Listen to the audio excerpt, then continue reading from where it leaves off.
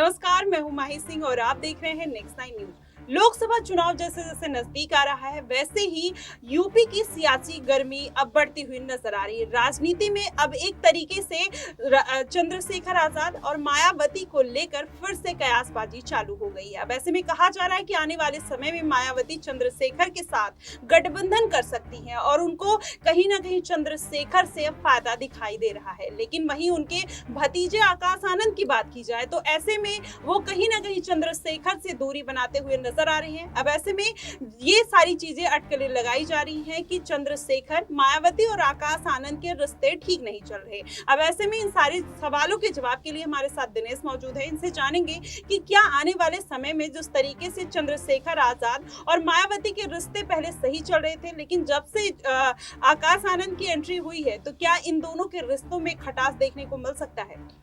देखिए, जिस तरीके से ये चर्चाएं आज से नहीं माही लगभग 3 महीने से चलती हुई नजर आ रही हैं। 15 जनवरी जब मायावती का जन्म दिवस था, उस अवसर पर हमने देखा कि जिस तरीके से उन्होंने ये ऐलान किया कि बहुजन समाज पार्टी 2024 के लोकसभा चुनाव में देश भर में अकेले चुनाव लड़ेगी। ऐसे में चंद्रशेखर आजाद के लिए तमाम जो संभावनाएं थी वो उन्होंने खत्म कर दी थी, लेकिन कई बार ये चर्चाएं शुरुआत में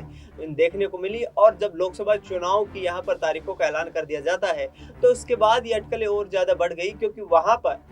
जिस तरीके से समाजवादी पार्टी ने एक नगीना सीट चंद्रशेखर को देने से भी यहाँ किनारा कर लिया और साफ तौर पर यह संदेश दे दिया गया कि समाजवादी पार्टी चंद्रशेखर आजाद को कोई भी सीट यहाँ पर नहीं देना चाहती है। उसके बाद उत्तर प्रदेश में जो 17 लोकसभा की सीटें हैं वहां पर चंद्रशेखर आजाद दलित वोट बैंक के सहारे अपनी राजनीति को चमकाने की कोशिश कर रहे हैं। बात की आपने आकाश आनंद की, तो राजनीतिक तौर पर उन्होंने यहाँ पर मायावती के उत्तराधिकारी के तौर पर अपना कार्यभार संभाला है और इस आधार पर हम ये कह सकते हैं कि चंद्रशेखर आजाद जो पिछले वक्त में यहाँ पर तमाम बयानबाजी देते हुए नजर आए हैं, उन्होंने कहा है कि राजनीति में मेरे परिवार से कोई संबंध नहीं है, मैं अकेला यहाँ पर आया हूँ और यहाँ पर मेरे पास खोने के लिए भी कुछ नहीं है। ऐसे में आकाश आनंद जिस तरीके से कहते हैं कि चंद्रशेखर आजाद कौन है, कहां से आए हैं, हम उनको नहीं जानते और बहुजन समाज पार्टी एक मजबूत संगठन है, मजबूती के साथ चुनाव लड़ेगा और 2024 के लोकसभा चुनाव में बेहतर प्रदर्शन करेगा। यानी कि चंद्रशेखर आजाद को साथ लेने से यहाँ पर किनारा करते नजर आए हैं आकाश आनंद और आगे आने वाले वक्त ये देखने वाला होगा कि जो उत्तर प्रदेश में 17 लोकसभा में आरक्षित सीटें हैं, क्या वहां पर मायावती किसी तरीके से गठबंधन करती नजर आएंगी, जबकि नगीना से अपने जो सिटिंग एमपी हैं उनको यहाँ पर मैदान में ना उतार कर बुलंदशहर से उनको मैदान में उतारा गया है। लेकिन अगर ऐसे में आपने कहा कि जिस तरीके से आकाश आनंद उनसे किनारा करते हुए चंद्रशेखर से नजर आ रहे हैं, क्या आने वाले समय में मायावती और चंद्रशेखर के जो रिश्ते हैं वो बिगड़ सकते हैं? क्योंकि ये जो चुनावी माहौल चल रहा है और जिस तरीके से उन्होंने आकाश आनंद ने जो अपनी रैली और सभाएं करनी चालू की हैं वो नगीना सीट से की हैं। अब ऐसे में अखिलेश यादव की बात हो या चंद्रशेखर आजाद या मायावती की बात करो, ये सारे लोग पीडीए की राजनीति में जुटे हुए हैं। ऐसे में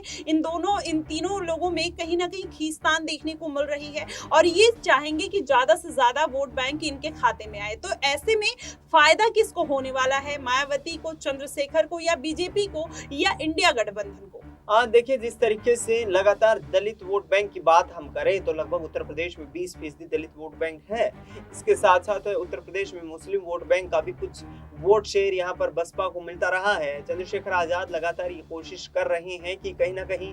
मायावती ने जिस तरीके से 2019 के लोकसभा चुनाव के बाद अपनी जो राजनीतिक निष्क्रियता दिखाई है उसका फायदा उठाया जाए, लोकसभा चुनाव में ज्यादा से ज्यादा सीटों पर यहाँ पर अपने उम्मीदवारों को मजबूती से चुनाव लड़वाया जाए और कहीं ना कहीं जो दलित वोट बैंक है उसको कैप्चर करते हुए यहाँ पर यूपी की राजनीति में संगठन को मजबूत करके स्थापित हुआ जाए। पिछले दिनों हमने देखा कि रामपुर पहुंचते हैं, उससे पहले संभल में पहुंचते हैं, तमाम जो है दलित समुदाय के लोगों से मुलाकात करते हुए ये ऐलान करते हैं कि आपके पास जो संवैधानिक ताकत है वो मुझे दीजिए और मैं आपकी आवाज बनूंगा, मैं संसद में आपकी आवाज उठाऊंगा और आपके अधिकारों की लड़ाई लड़ूंगा। यानी कि साफ तौर पर जो स्थिति इस वक्त बनी हुई है वो मायावती के लिए एक चुनौतीपूर्ण स्थिति है और देखना ये होगा कि चंद्रशेखर आजाद मायावती से अलग भी चुनाव लड़ करके उत्तर प्रदेश में लोकसभा चुनाव में किस तरीके से अपना परचम लहरा पाते हैं। जी बिल्कुल, जिस तरीके से अभी चंद्रशेखर और मायावती की खींचतान मची हुई है, ऐसे में देखना होगा कि दोनों लोगों में बाजी कौन मारता है